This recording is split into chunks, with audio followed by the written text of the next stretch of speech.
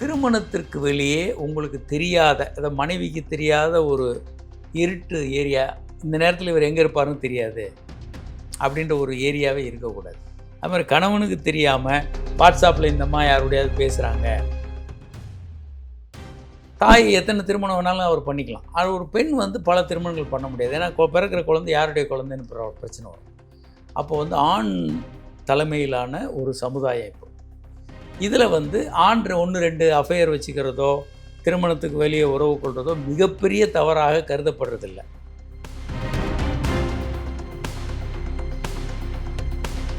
இல்லை, இப்போ முன்னெல்லாம் பெண்கள் வீட்டை விட்டு வெளியே போக முடியாது. அவங்கள வீட்டுக்குள்ளே வச்சுருந்தாங்க. படிதாண்டா பத்தினி அப்படின்லாம் ஒரு வார்த்தை இருக்கிறது தெரியும். 2 பேரும் ஆஃபீஸில் வேலை செய்யும்போது, அதுவும் ஐடி மாதிரி விஷயங்கள்லாம் வரும்போது, அப்போது அந்த மாதிரி அஃபையர் ஆகிறதுக்கும் வாய்ப்புகள் அதிகமாக இருக்குது. நெட்டில் ஒரு இதுவே இருக்குது, ஒரு சைட்லேயே life is short, have an affair அப்படின்னு அவனுடைய இதுவே தான். உலகம் முழுவதும் நிறைய இந்த மாதிரி போக்குகளை பார்க்க முடியுது. யுனைடெட் ஹெல்த் நேயர்களுக்கு வணக்கம். இன்னைக்கு நம்ம கூட ஏஷியன் ஃபெடரேஷன் ஆஃப் செக்ஸாலஜியோடைய வைஸ் பிரசிடென்ட் டாக்டர் காமராஜ் அவங்க கூட இன்டர்வியூ எடுக்க வந்திருக்கோம். வணக்கம் டாக்டர். வணக்கம். அஃபேருங்கிறது ரொம்ப காமன் ஆயிடுச்சு. It should not be commonise, but still அஃபேருங்கிறது ரொம்ப காமன் ஆயிடுச்சு. இது ஏன் முதல்ல அஃபேர் காமன் நினைக்கிறீங்க? அஃபையர்ன்றது திருமணத்துக்கு வெளியே உறவை தான் நம்ம அஃபையர் அப்படின்னு சொல்கிறோம். இதில் என்ன, முதல்ல திருமணம் என்பது நம்ம பெரிய சடங்காக மாற்றிட்டோம். பல லட்சங்கள்லேருந்து 500-600 கோடி இல்லை, அது இன்னும் அதிகமாக கூட முகேஷ் அம்பானியோட திருவில்ல வீட்டு திருமணங்களை அவ்வளோ செலவு பண்ணாங்க. அப்போது இது ஒரு சடங்காக மாறிடுச்சு. ஆடம்பரத்தை காட்டக்கூடிய மிகப்பெரிய ஒரு சடங்காக மாறிடுச்சு. ஆனால் உண்மையில் திருமணம் என்பது என்னென்னா, ஆணுக்கும் பெண்ணுக்குமான ஒரு ஒப்பந்தம். அது நான் நேர்மையாக இருப்பேன், ஹானஸ்டாக இருப்பேன் அப்படின்ற மாதிரியான ஒரு ஒப்பந்தம். பட் அந்த மாதிரி அந்த நிகழ்வுகளை எதையுமே நீங்கள் பார்க்க முடியாது. அவங்க வாட்டுக்கு ஒரு சடங்கை நடத்தி முடிச்சுருவாங்க ஆடம்பரமாக, அவங்கவுங்க வசதியோட அதிகமாக செலவு பண்ணி. அப்போ அதனுடைய உள்ளே இருக்கிற பொருள் அவங்களுக்கு ஆழமாக தெரியறதில்ல. ஹானஸ்டி அண்ட் ரெஸ்பெக்ட் இதெல்லாம் ரொம்ப ரொம்ப முக்கியம். திருமணத்திற்கு வெளியே என்ன ஆகும் அப்படின்னா, நீங்கள் திருமணத்தில் ஈடுபட்டு செக்ஸ் ஈடுபடுறாங்க, அதெல்லாம் ஓகே தான். ஆனால் அந்த உறவை பராமரிக்கிறதுல ரொம்ப தீவிரமாக இருக்கணும். நீங்கள் நம்ம வீட்டு கார்டன் இருக்குது, அதை ரெகுலராக களை எடுத்து தண்ணி விட்டு கரை உரமிட்டு ஒழுங்காக பண்ணோன்னா அது ஒரு கார்டனாக மெயின்டைன் ஆகிட்டுருக்கும். ஆனால் நீங்கள் அதை கவனிக்காமல் விட்டுட்டு தானாகவே வளர விட்டிங்கன்னா அது புதற்காடாக மாறிடும். திருமண வாழ்க்கை அப்படி தான் மாறுது. ஏன்னா நம்ம வாழ்க்கையில் திருமண உறவுகளை பற்றி எங்குமே எப்போதுமே படிக்கிறதில்ல, யார்கிட்டையும் பேசுனதில்லை. நம்ம ஆசிரியர்கள்ட்டையோ அம்மா அப்பாக்கள்கிட்டையோ எங்குமே நம்ம பேசுனதில்லை. அப்போ எங்கே பிரச்சனை வருதுன்னா, வயசு வந்தவொடனே கல்யாணம் பண்ணி வச்சுறாங்க. நமக்கு தெரிந்த இடத்துலேருந்து நம்ம ஆரம்பிக்கிறோம். நமக்கு என்ன தெரியும்? ஒன்றும் தெரியாது. ஒன்றும் தெரியாதுன்றதும் தெரியாமல் இருந்து நம்ம ஆரம்பிக்கிறோம். நமக்கு என்ன நினைக்கிறோமோ அதை நம்ம சரின்னு நினச்சி அடித்து போய்கிட்டே இருப்போம். இதில் என்ன ஆபத்து இருக்குன்னா, நீங்கள் ஹை ரோடில் போகிறீங்க, ஸ்பீடாக வண்டி போயிட்டுருக்கு, உங்களை விட ஒருத்தன் வேகமாக வண்டி ஓட்டுறான்னா அவன் பாரு ஒரு முட்டாப்பைய எப்படி வண்டி ஓட்டுறான் அப்படின்னு நினச்சிக்குவோம். நம்மளை விட ஒருத்தன் ஸ்லோவாக மெதுவாக வண்டி ஓட்டுருந்தான் நம்ம ஃபூல் எப்படி வண்டி ஓட்டிருக்கான் பாரு. அப்போ நம்ம என்ன ஒரு ஐடியா வச்சுருக்கோன்னா, நம்ம ஓட்டுற வேகம் மட்டும்தான் கரெக்டு அப்படின்றது தெளிவாக இருப்போம். அப்படி ஒவ்வொரு விஷயங்கள்லையும் திருமண உறவுகள், மதம் சார்ந்த நம்பிக்கைகள், பல்வேறு நம்ம நம்பிக்கைகளை நாம் ரொம்ப தெளிவாக இருப்போம். நாம் நம்புறது தான் சரி, முன்னால் போனாலும் சரி, நமக்கு வேறு மாதிரி எல்லா விதமான எண்ணங்களும் தவறுன்ற தெளிவான முடிவில் எல்லோரும் இருப்பாங்க. இன்னொருத்தருடைய உணர்வுகளை எப்படி அக்காமடேட் பண்ணிக்கிட்டு வாழ்க்கையை கொண்டு போகிறதுன்னு நமக்கு என்றைக்குமே தெரியாது. அப்படி ஒன்று இருக்குன்னு கூட நிறைய பேருக்கு தெரியாது. ஏன் நான் சொல்கிறபடி தான் அவர் நடக்கணும். அந்த மாதிரி உறவுகள் ரொம்ப சிக்கலாக மாறும், கசப்புக்கள் வரும். இவங்களுக்கு பராமரிப்பும் தெரியாது, மனம் திறந்த உரையாடல் என்பது தெரியாது.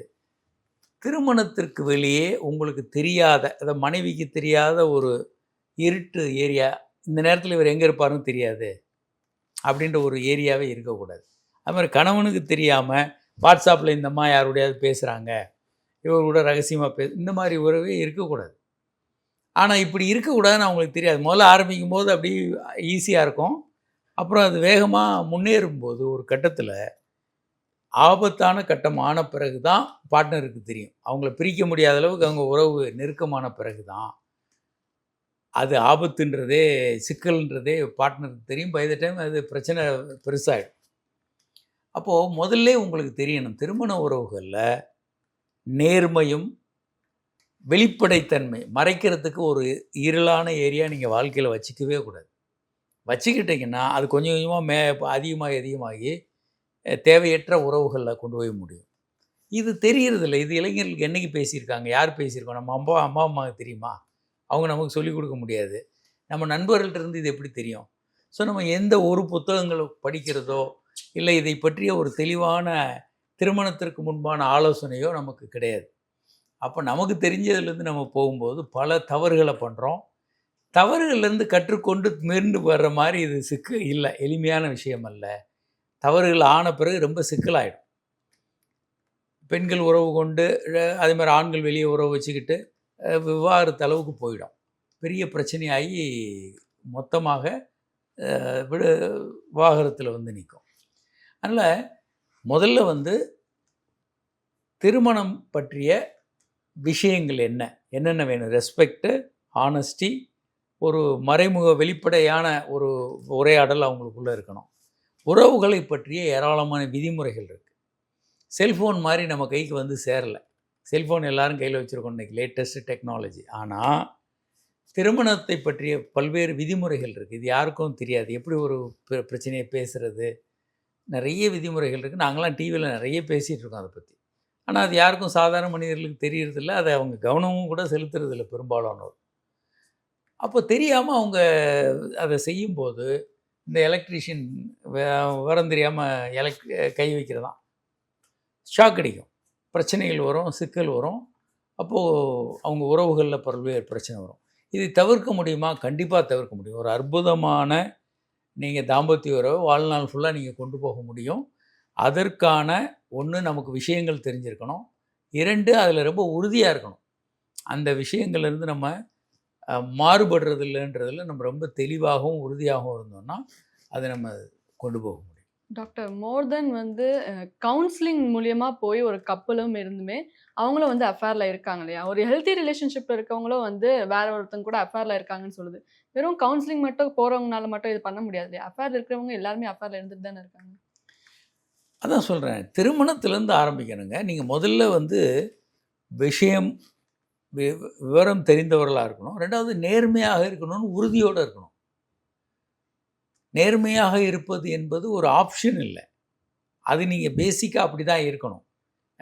பல விஷயங்களை இப்போ செய்கிற தொழிலில் பல இடங்களில் தவறுகள் செய்ய வாய்ப்புகள் இருந்தாலும் நான் அதை செய்ய மாட்டேன் அப்படின்னு நீங்கள் ரொம்ப தெளிவாக முடிவெடுத்து தெளிவாக நீங்கள் போகும்போது தான் இந்த விஷயங்களை தவிர்க்க முடியும். அப்படி தெளிவாக இல்லை, நான் அந்த இடத்துல ஏதாவது என்னால் எனக்கு லாபம் கிடைச்சா செய்வேன் அப்படின்னு போனால் அது தவறாகத்தான் முடியும். அதனால் திருமண உறவுலையும் நீங்கள் ரொம்ப தெளிவாக இருக்க வேண்டியது இருக்கும். அதே மாதிரி நிறைய டாக்ஸிக் பர்சன்ஸ் இருப்பாங்க. நீங்கள் யாராவது ஒருத்தர் உங்கள்கிட்ட தப்பாக அப்ரோச் பண்ணுறாங்கன்னா நீங்கள் முதல்ல தெளிவாக, தே ஆர் டாக்ஸிக். அவங்களுக்கு கல்யாணம் ஆகிடுச்சு, தேவையில்லாமல் நம்மளை டிஸ்டர்ப் பண்ணுறாங்க, அவங்கள விட்டு தள்ளி வந்துடணும் அல்லது ரிப்போர்ட் பண்ணணும். பெண்களாக இருந்தால், ஆண்களும் அதே மாதிரி தான் தெளிவாக இருக்கணும். தெளிவாக இல்லாமல் அஃபையரில் வந்துட்டு அப்புறம் அஃபையர் ஆகிடுச்சுன்னா அது ஆகத்தான் செய்யும். இயல்பாக அப்படி தான் இருக்கும். ஏன்னா இன்னொரு புது அட்ராக்ஷன் வரும்போது இன்னும் அதில் ஈர்ப்பு அதிகமாக இருக்கும், ரொம்ப நெருக்கம் இருக்கும். அது உண்மையிலேயே காதலாகவும் தெரியும். அப்படி தான் இருக்கும். ஆனால் நம்மளுடைய உறுதி நம்ம ரொம்ப தெளிவாக இருக்கிறது, அது ரொம்ப முக்கியம். டாக்டர், இப்போ நீங்கள் மென்டலி சொன்ன மாதிரி நான் சைக்காலஜிக்கலாகவும் கேட்குறேன். என்னென்னா, ஒரு அஃபேரில் இருக்கும்போது ஒரு மென்னால் ஒரு விமன் அஃபேரில் இருந்தாங்கன்னு சொன்னால் அவங்களால திரும்பி அவங்க அக்செப்ட் பண்ணிக்க முடியாது. பட் ஸ்டில் விமனால் அக்செப்ட் பண்ணிக்கிறவங்க இருக்காங்க. இது நான் ஸ்டேட்டஸ் ரிப்போர்ட்ஸ் மூலிமா சொல்லலை. But still some persons are like that. So இது ஏன் நினைக்கிறீங்க? ஒரு மென்னால் ஏன் அக்செப்ட் பண்ண முடியல? 2 சைட்லேயும் அக்செப்ட் பண்ணுற பர்சன்ஸ் இருக்காங்க. பட் ஸ்டில் ஒரு பாயிண்ட் ஆஃப் வியூவில் மென் விமன் அக்செப்ட் பண்ணிக்க முடியல ஒரு அஃபேரில் இருக்காங்கன்னு தெரிஞ்சிச்சுன்னா, அண்ட் விமன் அக்செப்ட் பண்ணிக்கிறாங்கன்னு சொல்லி ஒரு நியூஸ் இருக்குது. இதை பற்றி நினைக்கிறேன். இல்லை, இது என்னென்னா, இது சொசைட்டி எப்படி வந்ததுன்னு நீங்கள் பார்க்கணும். சொசைட்டி இது மனித குலம் தோன்றினப்போ மனிதர்கள் விலங்குகளோடு சேர்ந்துருந்தாங்க. விலங்குலேருந்து அவன் பிரிஞ்சு வரும்போது, இப்போ குரங்குக்கு வந்து தன்னுடைய தாய் தான் யாருன்னு தெரியும், தந்தை யாருன்னு தெரியும். எந்த விலங்குகளுக்குமே தாய் தான் தெரியும். எல்லா விலங்கினங்களுமே தாய் வழி சமுதாயம். தாய் தான் யாருன்னு தெரியும், தந்தை யாருன்னு தெரியாது. அப்போ இது குரூப்பாக வாழும்போது தாய் தான் அந்த குடும்பத்தை லீட் பண்ணுவாங்க. தந்தை யாருன்றத பற்றி யாரும் கவலையும் பட மாட்டாங்க. ஆனால் ஆண்கள் வந்து கொஞ்சம் கொஞ்சமாக அந்த அதிகாரத்தை கைப்பற்றும்போது, தாய் வழி சமுதாயம் தந்தை வழி சமுதாயமாக மாறும்போது, சொத்துடைமை வந்த பிறகு தான் இது ஆகுது. சொத்து சம்பாதிக்கிறது இல்லாத போது அது வந்து எளிமையான பொது உடைமை சமுதாயம் ஆரம்பத்தில். அன்னைக்கு போய் வேட்டையாடுவாங்க, எல்லாரும் சாப்பிடுவாங்க, அன்னைக்கு சாப்பிட்டு முடிச்சிருவாங்க. ஆனால் மனிதர்கள் வந்து விலங்குகளை வளர்க்குறாங்க, அதே மாதிரி தானியங்களை விளைவிக்கிறாங்க. அப்போ சொத்து அப்படின்னு சேருது. இன்னொரு குரூப்பை வேட்டையாடி அவங்கள அடிமையாகிறாங்க. அப்போது தனி உடைமை சமுதாயம் வளரும்போது ஆண்கள் கை ஓங்குது. ஆண்கள் தந்தை வழி சமுதாயமாக மாறுது. அப்போ இவங்க என்ன பண்ணுறாங்கன்னா, தன்னுடைய சொத்து வந்து தன்னுடைய வாரிசுக்கு தான் போகணும் அப்படின்னு அவன் நினைக்கும்போது, பெண்ணை வந்து அடிமையாக்கி தனக்கு கீழே வச்சுக்கிறான். தன்னுடைய வாரிசு வரணும்னா அந்த பெண் பல பேரோட முன்ன தாய் வழி சமுதாயத்தில் மாதிரி எல்லாரோடையும் உறவு வச்சுக்கிட்டு இருந்தாங்கன்னா, தந்தை யாருன்னு தெரியாது. அப்போ இந்த ஆணுக்கு உள்ள சொத்து வந்து கீழே போகணுன்னா, அந்த பெண் அவன் கூட மட்டும்தான் உறவு வச்சுக்கணும். அவர் நிறைய பேரோட உறவு வச்சுக்கலாம். அப்போ தான் வந்து அவனுடைய வாரிசுகள் அப்படின்னு யாருன்னு தெரியும். இப்படி கொண்டு வந்துட்டாங்க. இது இன்னைக்கு வரைக்கும் இருக்குது. இன்றைக்கி முஸ்லீம் சமுதாயத்தில் ஒரு ஆண் வந்து 4 பெண்களை வச்சுக்கலாம், திருமணம் பண்ணிக்கலாம். இந்து சமுதாயத்துலேயும் ஓரளவுக்கு அக்செப்டன்ஸ் இருக்குது. 2-3 கல்யாணங்கள் ஒரு 25-30 வருஷம் வரைக்கும் அப்படி தான் இருந்தது. இப்போ மாறிக்கிட்டு இருக்கு. 2 பேரும் ஈக்குவலாக வேலைக்கு போகிறதுனால மாறிக்கிட்டு இருக்கு. மாற்றம் இன்னும் முழுமையாக வரல. இன்னொன்று கூட 2 கல்யாணம் பண்ண நிறைய ஆண்கள் நான் டெய்லி பார்த்துட்டு தான் இருக்கேன். அப்போது இது வந்து ஒரு பேட்ரியாட்ரிக்கல் அப்படின்னு சொல்லுவோம். ஒரு தந்தை வழி சமுதாயம். தந்தை வந்து தாய் எத்தனை திருமணம் வேணாலும் அவர் பண்ணிக்கலாம். அது ஒரு பெண் வந்து பல திருமணங்கள் பண்ண முடியாது. ஏன்னா பிறக்கிற குழந்தை யாருடைய குழந்தைன்னு பிரச்சனை வரும். அப்போ வந்து ஆண் தலைமையிலான ஒரு சமுதாயம் இப்போ. இதில் வந்து ஆண் 1-2 அஃபையர் வச்சுக்கிறதோ, திருமணத்துக்கு வெளியே உறவு கொள்கிறதோ மிகப்பெரிய தவறாக கருதப்படுறதில்லை. ஆனால் சட்டப்படி அப்படி இல்லாட்டியும் கூட வழக்குப்படி சமுதாய ரூல் படி அது பெரிய தப்பாக தெரியறதில்ல. ஆனால் பெண் வேற ஒருத்தனோட உறவு கொள்ளும்போது பிறகுற குழந்தை யாருக்கு பிறந்த குழந்தைன்ற குழப்பம் வந்துடும்.